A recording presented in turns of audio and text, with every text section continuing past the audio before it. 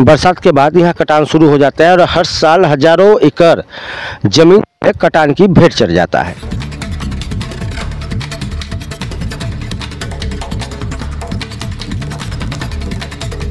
लेकिन जिस रफ्तार से गंगा का कटान जारी है, अगर यही रफ्तार अगर जारी रहेगा, यूपी के नक्शे से बलिया ही गायब हो जाए।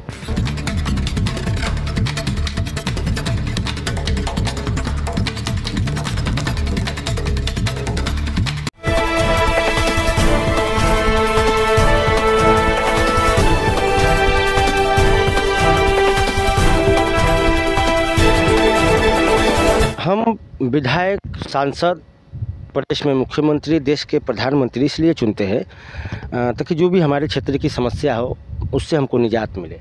इस वक्त मैं खड़ा हूँ बलिया जनपद के जो स्टार्टिंग पॉइंट है मालदेपुर, जहाँ से बलिया नगर शुरू होता है, उससे सटे मैं मालदेपुर घाट पे इस वक्त मौजूद हूँ। और आप इधर का मैं नज़ारा आपको दिखाना चाहता हूँ। कैमरामैन थोड़ा सा आप चारों का नज़ारा देखिए। दूर दूर तक जहाँ दिखेंगे सिर्फ आपको कटान ही नज़र आएगा। कटान जो है यहाँ की जो स्थानीय लोग है, यहाँ के लोगों के लिए पूरी नासूर समस्या है। हर साल अगस्त सितंबर के महीना में बरसात के बाद यहाँ कटान शुरू हो जाता है और हर साल हजारों एकड़ जमीन कटान की भेंट चढ़ जाता है।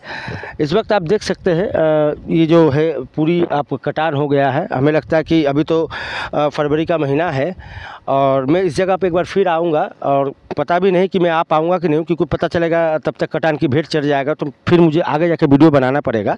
बंगाल में भी गंगा जी है और बिहार में भी गंगा जी है और कई राज्यों को होते हुए गंगा जी गुजरी है। बंगाल को अगर आप लोग बंगाल गए होंगे तो देखे होंगे जहाँ से बैंडेल स्टार्ट होता है, बैंडेल स्टार्ट होने के बाद गंगा जी के दोनों पार में पक्का वो बंधे का निर्माण कर दिया गया है।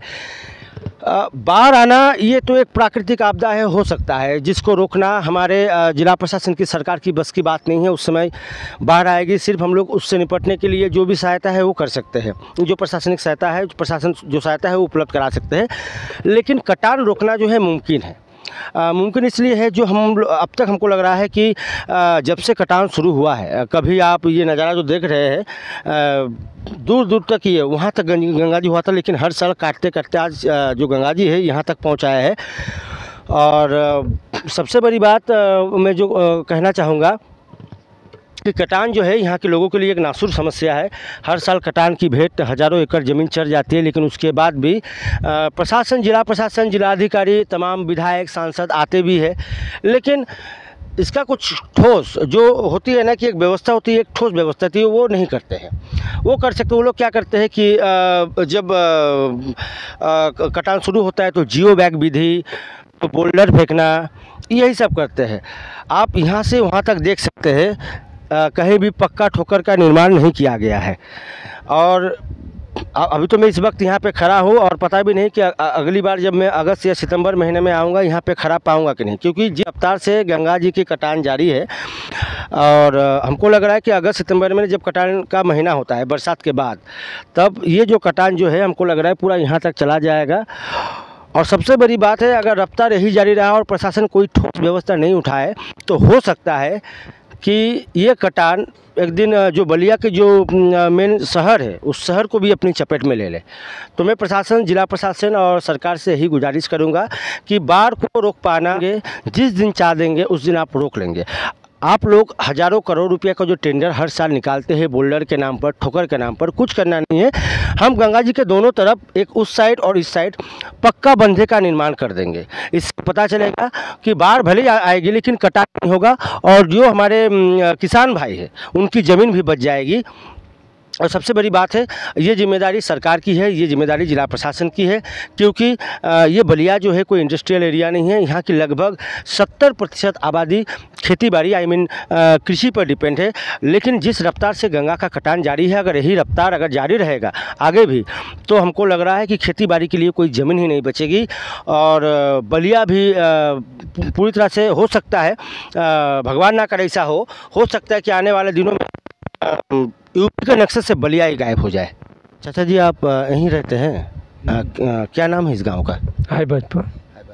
तो चाचा जी, जिस रफ्तार से गंगा जी का कटान जारी है, आपका घर कहाँ है, मतलब किस?